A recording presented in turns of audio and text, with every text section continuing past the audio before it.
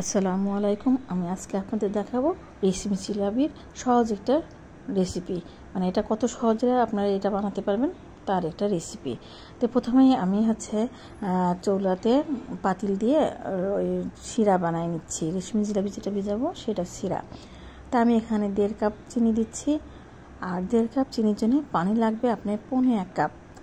মানে এটা আপনারা চিনি যে পরিমাণ দিবেন তার অর্ধেকটা পানি দিবেন, তাহলে আপনার জিলাপি ভেজানো শিরাটা একদম পারফেক্ট হবে। কিন্তু বেশি পানি দিলে আবার একটু বেশি জাল দেওয়া লাগবে, কিন্তু তারপরও কেমন কী হবে না হবে ওই জন্য আপনারা ঠিক অর্ধেক পরিমাণ পানি দিবেন। দিয়ে এটা আপনারা শিরাটা তৈরি করবেন। তো আমি এভাবে পানি আর দিয়ে আমি নিয়ে নিচ্ছি, চিনিটাকে পানির সঙ্গে গলায় নিচ্ছি। গলায় নিয়ে যখন এটা ফাইন করে গলে এরকম বলক উঠবে তখন আমি এর মধ্যে দিয়ে দিচ্ছি অল্প একটু ফুড কালারটা অপশনাল, আপনার ইচ্ছা হলে দিবেন, না হলে না দিবেন। যেহেতু আমি রেশমি জিলাপি বানাবো তা আমি এর মধ্যে হাফ চা চামচের একটু কম, মানে কয়েক ফোঁটা দিলেই হয়ে যাবে, আপনার অসুবিধা নাই। তো এই ফুড কালার দিয়ে দিলাম, আর দিচ্ছি 1 চা চামচের মতন লেবুর রসটা দিলে আপনার শিরাটা জমাট বেঁধে যাবে না, এবং এটা পারফেক্ট একটু রসালো ভাব থাকবে এবং জিলাপির মধ্যে খুব সুন্দর পারফেক্টভাবে প্রবেশ করবে।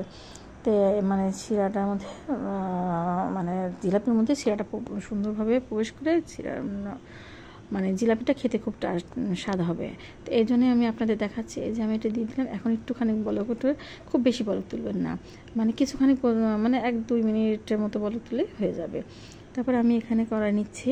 কড়াইটা নিয়ে আমি হিটে দিয়ে দিলাম। কি জন্য আমার এটা মাখাতে কড়াইটা একটু হিট হয়ে যাবে, কারণ হিট হওয়ার পরে আবার তেল দিব, তখন সেটা আবার হিট হতে হবে। তাই আর আমি দেখেন আপনাদের দেখাচ্ছি 1 প্যাকেট ইনো দিয়ে কিন্তু আমি এই 1 কাপ ময়দার ইয়েটা বানাই নিচ্ছি, জিলাপির খামিরটা তৈরি করে নিচ্ছি। 1 প্যাকেট ইনো হলে আপনার হয়ে যাবে, এবং এটা খুব সহজেই করতে পারবেন। আমি এই জন্যই আপনাদের বললাম। আর ইনোটা দিয়ে আমি প্রথমে আটাটাকে একটু মিলাই নিলাম, তারপরে যে আমি 2 চা চামচ ঘি অ্যাড করলাম। এই ঘি দেওয়ার পরে এই ঘিটাও ময়দার সঙ্গে খুব সুন্দরভাবে মিলাই নিতে হবে, একদম সুন্দরভাবে যেন মিলে যায় সেই পর্যন্ত আমাকে মিলাই নিতে হবে ঘিটা। তারপরে অল্প অল্প করে পানি দিতে হবে। পানির পরিমাণ দিতে হবে, আপনি 1 কাপ ময়দা নিলে 1.25 কাপ আপনার পানি নিতে হবে, অর্থাৎ 4/3 কাপ, 1.25 কাপ আপনার পানি নিলে এটা রেশিওটা খুব সুন্দর হবে এবং পারফেক্ট হবে। তাই এটা, এবং কিন্তু পানিটা একেবারেই মিলাবেন না, অল্প অল্প করে মিলাবেন, আর খুব সুন্দর করে ফেটবেন, কোনো লাস্ট যেন না থাকে, গুটি পাকানো কোনো কিছু না থাকে। দেখুন আপনাদের দেখাই দিচ্ছি কি সুন্দর হয়ে গেছে, এবং মুসলিম যত মিশাবেন তত এটা ভালো হবে।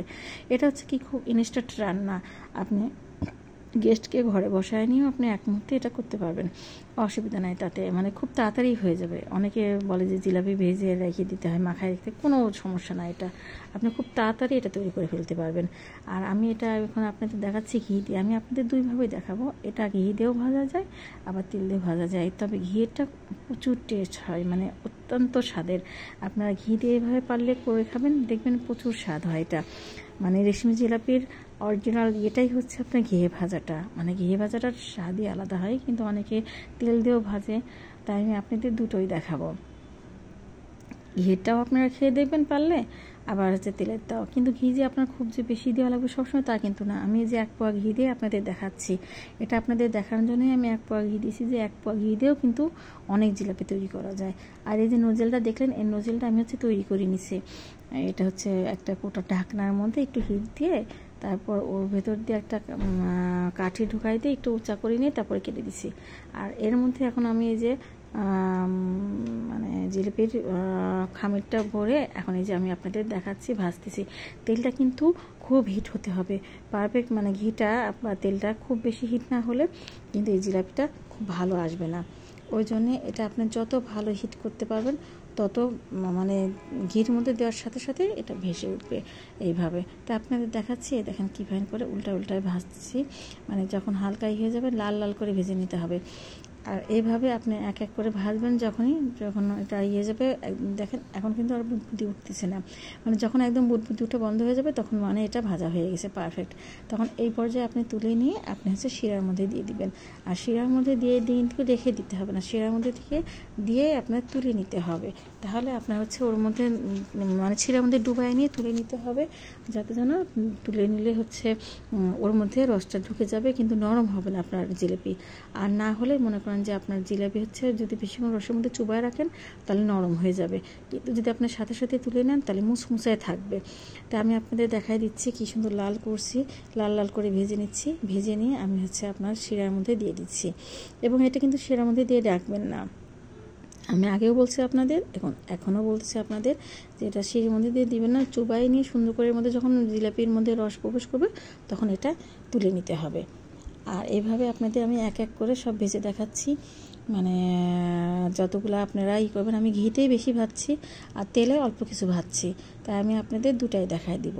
তো দেখেন আমার হচ্ছে ঘিটা যে আপনি দেখা দিচ্ছে এই যে কী সুন্দর করে যে ভিজাচ্ছে, এবার ভিজায় তুলে নিতে হবে এক এক করে, মানে ভিজায় এর মধ্যে রেখে দিবেন না। তারপরে যেখানে আমি ওই কড়াইতে ঘিটা ঢেলে নিয়ে আমি তেল দিয়ে দিচ্ছি। তেলটা যে খুব বেশি দিলাম তা কিন্তু না, আপনাদের দেখানোর জন্য দেখাচ্ছি যে অল্প দিলেও ভাজা যায়। তারপরে যে আমি তেলটাও কিন্তু পারফেক্ট গরম হতে হবে। তারপরে যে আমি এখানে গিয়ে তেলের মধ্যে দিচ্ছি, দেখেন জিলাপিগুলো কী সুন্দর আমার ফুলে ফুলে উঠতেছে এবং ভাজা হচ্ছে, এবং এইভাবে আমি রসের মধ্যে দিয়ে দিচ্ছি।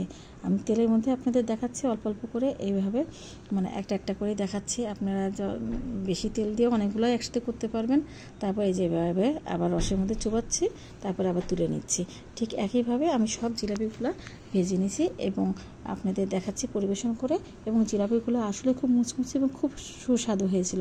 তা আপনারা পারলে সবাই আবার বাড়িতে ট্রাই করবেন। ভালো থাকবেন, আসসালামু আলাইকুম।